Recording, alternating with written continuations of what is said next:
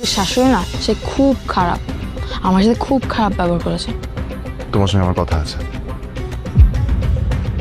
আমার হাত ধরে কোন সাহসে? আপনি ভুলে যাবেন না আমি আপনার ছোট ভাইয়ের ওয়াইফ, সম্পর্কে আপনি আমার ভাসুর হন। বৌমা কই? বৌমারে ডাক।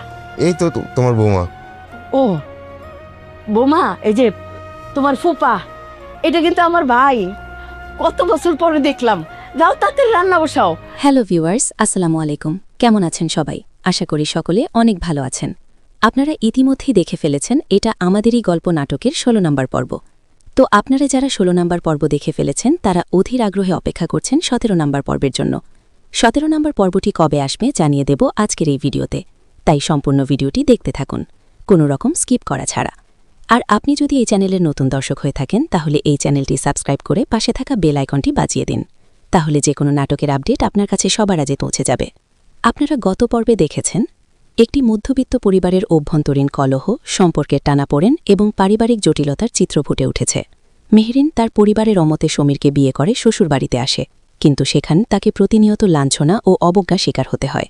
বিশেষ করে তার শাশুড়ি এবং বড় জা মেহরিন ও তার পরিবারকে নিচু করে দেখানোর কোনো সুযোগই হাতছাড়া করেন না। মেহরিনের ছোট ভাই মায়াজ যখন তার বোনের বাড়িতে কয়েকদিনের জন্য বেড়াতে আসে তখন পরিস্থিতির আরও অবনতি ঘটে। শাশুড়ি মায়াজকে অতিরিক্ত আপ্যায়ন ও থাকা খাওয়ার খরচ নিয়ে কটু কথা শোনান এবং বাড়ির বড়জাও তার সাথে অত্যন্ত দুর্ব্যবহার করেন।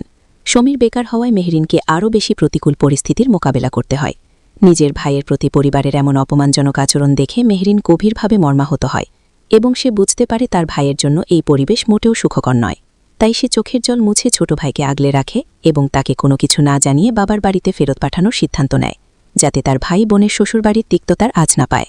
সব মিলিয়ে নাটকটি একটি মেয়ের বৈবাহিক জীবনের সংগ্রাম এবং পরিবারের সদস্যদের সংকীর্ণ মানসিকতার করুণ প্রতিফলন।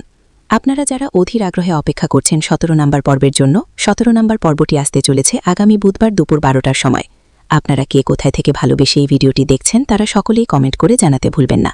আপনাদের নামগুলো পরবর্তী ভিডিওতে পড়ে শোনানো হবে। আমাদের গত ভিডিওতে যারা কমেন্ট করেছিলেন, সৌদি আরব থেকে আনোয়ার, মালয়েশিয়া থেকে মনির, বগুড়া থেকে মিম, নোয়াখালী থেকে শারমিন, বাঘেরহাট থেকে মুস্তাফিজুর, সাতক্ষীরা থেকে আয়না, তো আপনারা যারা কমেন্ট করে পাশে ছিলেন আপনাদের সকলকে অসংখ্য ধন্যবাদ। আবারও দেখা হবে নতুন কোনো নাটকের আপডেট নিয়ে। ততক্ষণ পর্যন্ত সকলে ভালো থাকুন, সুস্থ থাকুন। আল্লাহ হাফেজ।